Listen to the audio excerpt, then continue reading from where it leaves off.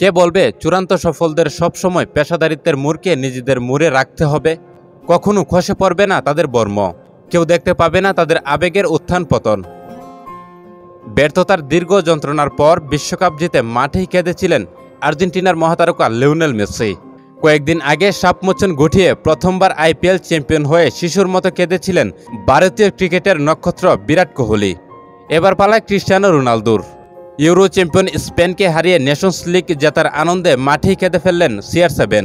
17 বছরের লামিন ইয়ামালকে টেক্কা দিলেন 40 বছরের ক্রিস্টিয়ানো রোনালদো। রবিবার মিউনিকে ওয়েফা নেশনস লিগের ফাইনালে স্পেনকে টাইব্রেকারে 5-3 ব্যবধানে হারিয়ে জিতল পর্তুগাল।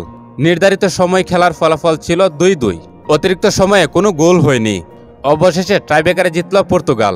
এই নিয়ে দ্বিতীয়বার নেশনস লিগ জিতলেন ক্রিস্টিয়ানো রোনালদো। সেমিফাইনালে ফ্রান্সকে 5-4 গোলে হারিয়ে খেলতে নেমেছিল স্পেন। অন্যদিকে পর্তুগাল হারিয়েছিল আয়োজক দেশ জার্মানিকে। রবিবার দুই দলের খেলায় কে মাঝ মাঠে দখল নিতে পারবে তার দিকে চোখ ছিল সবারই। পাশাপাশি এই লড়াইকে ইয়ামালের সঙ্গে রোনালদোর দ্বৈরথ বলেও বর্ণনা করা হচ্ছিল। সেই দ্বৈরথের শেষ হাসিটা হাসলেন রোনালদো। আর গোটা ম্যাচে একটিমাত্র গোলের অবদান ছাড়া সেভাবে খুঁজে পাওয়া যাচ্ছিল না ইয়ামালকে। অন্যদিকে রোনালদো 87 মিনিট পর্যন্ত খেললেন, একটি গোল করলেন, আরেকটি গোলের পেছনেও অবদান রাখলেন। পাশাপাশি মাঠে ইয়ামালের থেকে বেশ কয়েকবার বলও কেড়ে নিয়েছেন রোনালদো। এতে ভালো করে বোঝা যাচ্ছে 40-এর রোনালদোর ধারে কাছেও আসতে পারেনি 17-র ইয়ামাল। নেশনস লিগের ফাইনালের শেষ হাসি হাসলেন 40-এর রোনালদো।